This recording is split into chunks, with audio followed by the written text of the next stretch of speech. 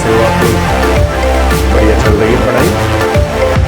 अच्छा, तो आजकल न्यूमेरिकल निकाल लो, न्यूमेरिकल निकाल लो। और दूसरी वाली बात है कि अभी जो बच्चे 11th में आए हैं उनको थोड़ा सा लगेगा कि यार हम मतलब पढ़ क्या रहे हैं, है ना, थोड़े दिन के लिए लगेगा, क्योंकि अभी आप थोड़ा 10th क्लास से आए हो।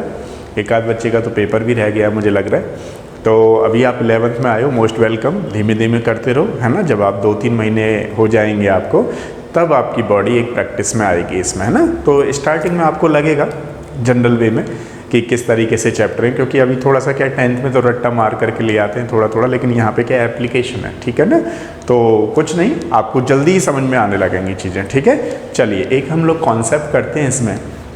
एक कॉन्सेप्ट है percentage, composition and molecular formula. तो किसी भी कंपाउंड का परसेंटेज कंपोजिशन कैसे निकालें या मॉलिक्यूलर फॉर्मूला कैसे निकालें, तो वो आज हम लोग सीखेंगे, ठीक है। तो चलिए देखिए, परसेंटेज इज इक्वल टू होता है number of atoms in element into atomic mass, ठीक है, divided by formula mass into 100, ठीक है। ये हमारे पास मास परसेंटेज निकालने का है। जैसे फॉर एग्जांपल आपके एग्जाम में क्वेश्चन आ गया, calculate mass of iron and FeO in the compound of Fe3O4, ठीक है। ये क्वेश्चन आपके एग्जाम में आ गया। तो इसमें देखो दोनों का अलग अलग करवा लिया है, एक आयरन का करवा लिया है, एक FeO का करवा लिया है। गिवन करेगा आपको, ये दे रखा होगा, आयरन इज इक्वल टू 56, ठीक है, ऑक्सीजन इज इक्वल टू 16, इस तरीके से कुछ दे रखा होगा।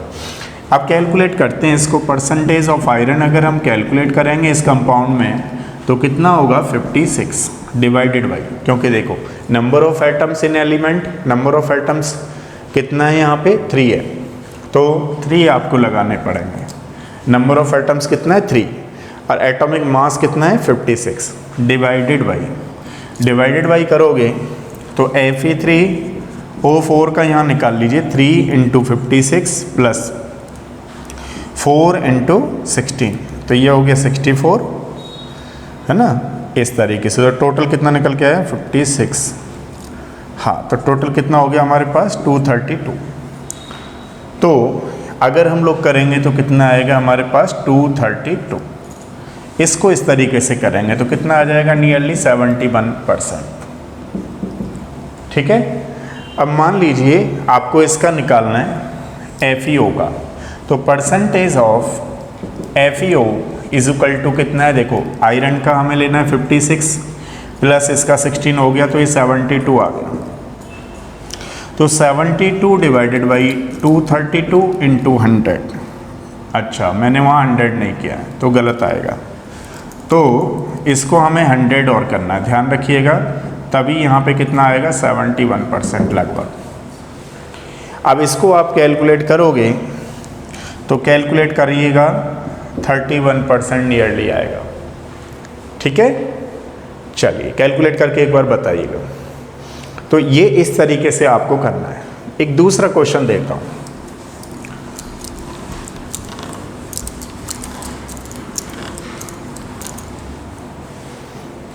एक दूसरा सेकंड क्वेश्चन आ गया, calculate the mass of N2 nitrogen, calculate the mass of nitrogen in urea, ठीक है। यूरिया का होता है NH2CONH2, तो इसमें मास परसेंटेज पूछा है, sorry, calculate the mass percentage of nitrogen, इस तरीके से क्वेश्चन है। अब देखिए यूरिया हमारे पास क्या होता है NH2CONH2, तो यहाँ पे इस यूरिया में नाइट्रोजन कितना हुआ 2 एटम हुआ, तो यहाँ पर 2 नंबर ऑफ एटम्स नाइट्रोजन का 2 हो गया, इसका एक का होता है मास कितना 14, तो 14 ये आ गया डिवाइडेड बाई, तो नाइट्रोजन का हो गया 14 प्लस 2 प्लस 12 प्लस 16 प्लस 16 कर दूँ इसको, इसका 14 प्लस 2 16 आ गया, इसका 16 आ गया, इसका 12 है, इसका 16, तो ये कितना हो गया हमारे पास 16 32 48 और ये 50 60, टोटल 60 इंटू 100 आ गया। तो आप इसको यहाँ से करिएगा तो ये कितना हो गया इधर ऊपर 280 डिवाइडेड बाई 6, तो कितना आ गया 46 पॉइंट समथिंग आएगा। ठीक है, इस तरीके से आपको ध्यान रखना है। एक क्वेश्चन और करते हैं हम लोग,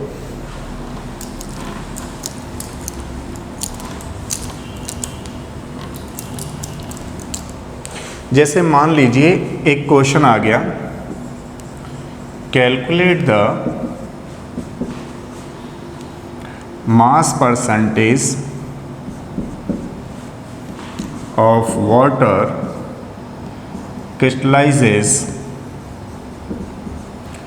in the Bilubitroil,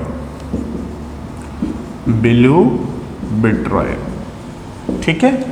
अब इस तरीके से आ गया, तो सबसे पहले तो आपको ये समझना जरूरी है कि ये बिलूबिट्रॉयल क्या होता है। तो बताइए बिलूबिट्रॉयल क्या होता है। कॉपर सल्फेट जब वाटर के साथ क्रिस्टलाइजेस होता है तो इसको हम लोग बिलूबिट्रॉयल बोलते हैं। ठीक है, अच्छा तो सबसे पहले इसका टोटल का निकालिए, इसका मास परसेंटेज पूछ रहा है तो आप सबसे पहले इसका टोटल का निकालिए। ये आपको गिवन करेगा कि कॉपर का कहेगा 63.5 होता है, लेकिन हम तो एज्यूम कर लीजिए, चलिए 5 लेना चाहो ले लो। सल्फर का होता है 32 है ना, ऑक्सीजन का कितना होता है 16, तो आप इसको ऐड कर दीजिए, 3 और 2 5, 5 और 6 1। अब यहाँ पे 7 3 10 और 1 11।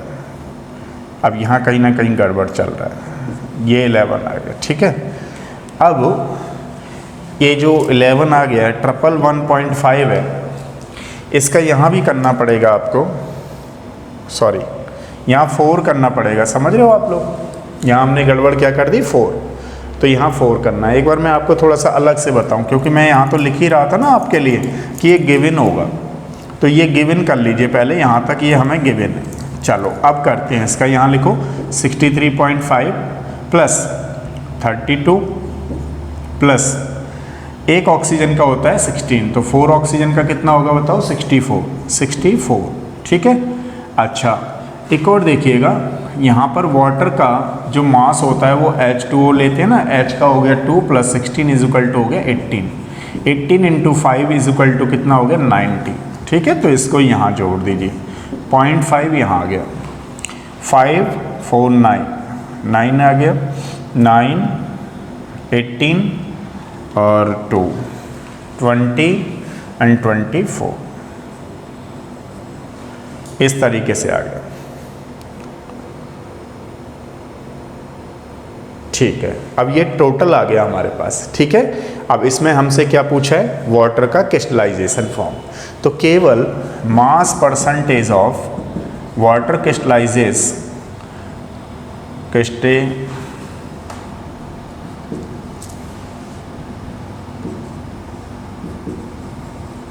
लाइज इज इक्वल टू, यहाँ पे पहले वाटर का देख लीजिए कितना होगा, 18 इंटू 5 करना है। ठीक है, तो ये 90 लगाना है, 90 डिवाइडेड बाई 249.5 इंटू 100 करिएगा, जो आंसर आएगा वो रहेगा। समझ रहे हो, इस तरीके से हम क्या कैलकुलेट कर सकते हैं, परसेंटेज कंपोजिशन। अब देखिए, अब हम कैलकुलेट करना चाह रहे हैं मॉलिक्यूलर फार्मूला, कि मॉलिक्यूलर फार्मूला किस तरीके से हम करें। तो इसके लिए हमें क्या समझना है, एम्पेरिकल फार्मूला समझना है। तो एक बार बताइए एम्पेरिकल फार्मूला क्या होता है।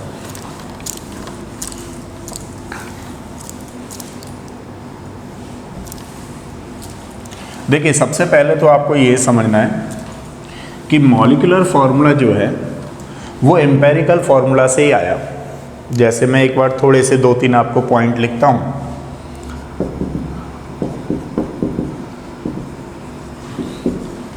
एम्पेरिकल फार्मूला जो होता है वो कैसा होता है, सिंपलेस्ट फार्मूला, ठीक है, इसका ध्यान रखना है पहली चीज़। तो दूसरा होता है हमारे पास मॉलिक्यूलर फार्मूला। मॉलिक्यूलर फार्मूला हम लोग कैसे निकालेंगे, एम्पेरिकल फार्मूला इंटू एन। ये एन क्या है यहाँ पर, एन एक इंटीजर है, एन की वैल्यू 0 या मान लीजिए 1 2 3 4 हो सकती है, कुछ भी हो सकती है, हम लोग उसको ले सकते हैं, ठीक है। अब एन कैसे निकालेंगे आप लोग, यहाँ से एन यहाँ पे निकालेंगे molecular formula divided by empirical formula. अच्छा एक चीज़ और ध्यान दीजिएगा, इसके फॉर्मूले ही ध्यान रखना है आपको, इसकी कोई ट्रिक नहीं है, जहाँ पर भी ट्रिक होगी बिल्कुल आपको सिंपलेस्ट वे में कराने की कोशिश करेंगे, ठीक है। अब यहाँ पे जो मॉलिक्यूलर फार्मूला लिखा हुआ है उसको आप मॉलिक्यूलर मास बोल दीजिए, मॉलिक्यूलर मास भी बोल सकते हो, डिवाइडेड बाई एम्पेरिकल मास, ठीक है। इन फॉर्मूलों को आपको ध्यान रखना है। एक फॉर्मूला ये है, मॉलिक्यूलर फार्मूला कैसे निकालेंगे, एम्पेरिकल फार्मूला इनटू एन। अब क्वेश्चन ये आता है कि जी ये एम्पेरिकल फार्मूला क्या रहा होगा। देखिए एम्पेरिकल फार्मूला का जैसे मैंने यहाँ पे लिखा, it is the simplest formula. मतलब ऐसे समझिए, जब बेंजीन की डिस्कवरी हुई थी तो साइंटिस्टों को बहुत ज़्यादा उसके बारे में पॉइंट नोन नहीं थे, केवल इतना मालूम था कि इसका मॉलिक्यूलर मास जो होता है वो 72 है, उसके बेस पे स्ट्रक्चर दिया गया। NMR स्पेक्ट्रा जो आता है, ठीक है, न्यूक्लियर मैग्नेटिक रेजोनेंस इमेज जो आती है वो 1 सिग्नल आता है, सिग्नल, ठीक है। इस तरीके से 2-3 इन्फॉर्मेशन उनको मालूम थी। बाद में जब इसका फॉर्मेशन किया गया तो 6 से मल्टीप्लाई करेंगे तो कितना आया, C6H6। और क्योंकि बेंजीन में CH बॉन्ड जो होते हैं वो सारी के सारी sp2 हाइब्रिडाइजेशन होता है, तो इस तरीके से जो NMR स्पेक्ट्रा है वो कितना आता है, 1 लाइन आती है। तो ये इन्फॉर्मेशन थी। तो अगर हमें कोई डेटाबेस दे रखा है, मतलब हाइड्रोकार्बन का कोई भी डेटा दे रखा है, तो हम उससे मॉलिक्यूलर फार्मूला निकाल सकते हैं। कैसे निकालेंगे, अभी न्यूमेरिकल्स करते हैं, ठीक है। एक बार नोट करिए, चलिए देखिए ये क्वेश्चन है। मैं पहले सोच रहा था कि आपको ये सारा कर दूं एक बार तो फिर डायरेक्ट बता दूं, है ना, टाइम भी बचेगा। लेकिन फिर मैंने सोचा कि बच्चे सोचते होंगे, दिमाग में आता है मास्टर ऐसे ही पढ़ पढ़ के बता रहा है, तो नहीं, वो नहीं दिमाग में आने देंगे, टेंशन ना लो। है ना, आता होगा ना दिमाग में कि मास्टर पढ़ के बता रहा है, वैसे ही जानता कुछ है नहीं है, वो लिख रखा है, डायरेक्ट कर रहा है। कोई नहीं, अभी वो दिमाग में आएगा नहीं, ठीक है। तो थोड़ा सा जानते हैं चीज़ों को, नहीं है जानते तो कोई बात नहीं, आपको तो समझा ही देंगे, ठीक है। चलिए कोई प्रॉब्लम नहीं आएगी, ध्यान से सुनो। अब ये क्वेश्चन आ गया तो सबसे पहले यहाँ एलिमेंट लिख लो। एलिमेंट कौन से दे रखे हैं, कार्बन दे रखा है, हाइड्रोजन दे रखा है, और क्या दे रखा है हमें, रिमेनिंग ऑक्सीजन कह रहा है। देखना इस क्वेश्चन में कितना अच्छा है, मतलब रिमेनिंग ऑक्सीजन है, ऑक्सीजन दे नहीं रखा, तो क्या करना पड़ेगा आपको, इन दोनों की परसेंटेज को ऐड करिए, 100 में से माइनस करिए, जो आएगा वो ऑक्सीजन की परसेंटेज होगी। तो एक बार इसको लिख लेते हैं यहाँ पर, 68.86%, 4.96%। तो इनको अगर ऐड करोगे तो कितना आ गया, 73.82। अगर 100 माइनस करोगे तो कितना आ जाएगा, 26 माइनस 18। ये ऑक्सीजन की निकल के आएगी। आपको क्या करना है, इन दोनों को 100, इन दोनों को पहले प्लस करिए, 100 में से माइनस करना है, तो जो वैल्यू आई वो ऑक्सीजन की होगी ऑलवेज। तो कभी भी जब क्वेश्चन कर रहे हो तो एक बार थोड़ा सा ये भी चेक करके देख लीजिए कि ये दोनों तीनों की जो ऐड कर रहे हैं वो 100 आ रही है, नहीं आ रही है। कई बार यहाँ तो रिमेनिंग दे दिया इसने, कई बार रिमेनिंग नहीं देता, तो भी आपको ध्यान रखना पड़ेगा, ठीक है। अच्छा देखिए, एटॉमिक वेट लिख लेते हैं। कार्बन का 12 हो गया, हाइड्रोजन का 1, ऑक्सीजन का 16। रिलेटिव नंबर का मतलब है गिवन बाई मॉलिक्यूलर मास। तो गिवन कितना है आपके पास, 68.86, 12, 4.96 डिवाइडेड बाई 1, 6, ये आ गया, ठीक है। तो इसका कितना आएगा, इतना समथिंग है। इसका निकालेंगे तो यही है, इसका निकालेंगे तो कितना आएगा, 1.63, 1.62 लगभग इतना आएगा, ठीक है। अब देखो जब इसमें आपने रिलेटिव नंबर्स निकाल दिए तो हम रिलेटिव रेशियो कैसे निकालते हैं? जो रिलेटिव नंबर्स हैं उसमें सबसे लोएस्ट वैल्यू कितनी है, किसकी है? तो देखो इसकी है ना, इसको सबसे डिवाइड लगाना है। तो 1.62 डिवाइड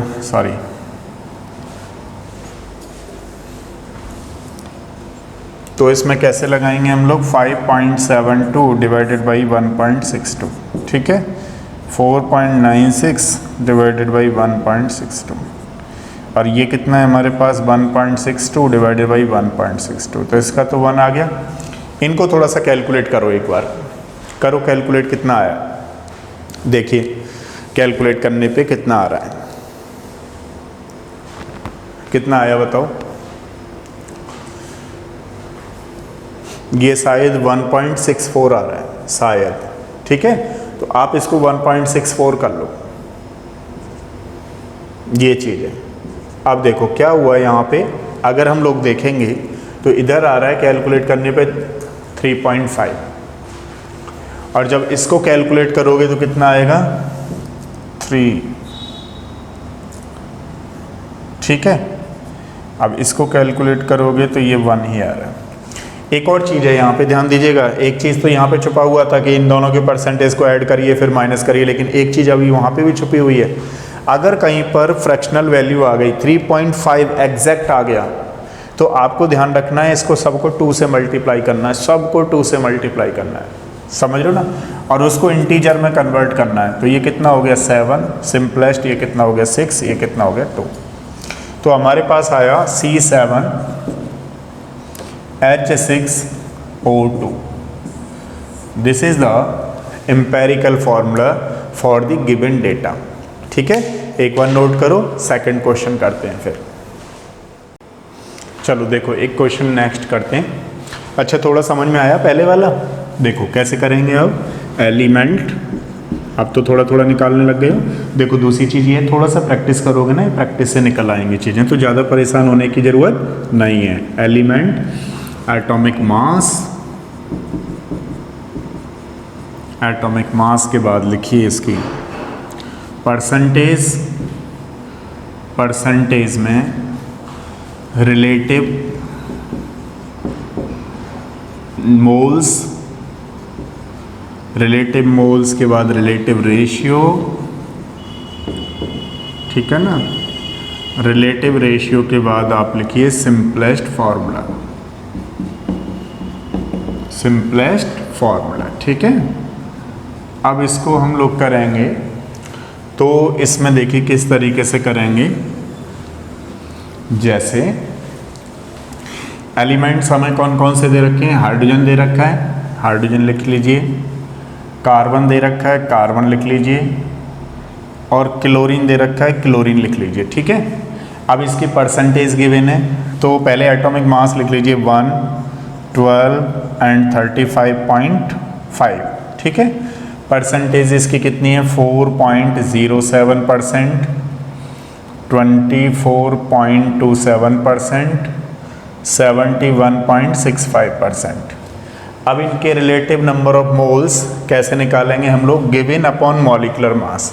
तो देखो गिवन कितना है हमें? 4.07 डिवाइडेड बाई मॉलिक्यूलर मास इतना, तो ये आ गया हमारे पास गिवन, ठीक है, divided by molecular mass is equal to आ गया ये इतना आएगा 2 पॉइंट समथिंग। अब ऐसे ही हमारे पास 76.71 होगा ना, 71.65 divided by 35.5 is equal to इसका भी आएगा 2.02।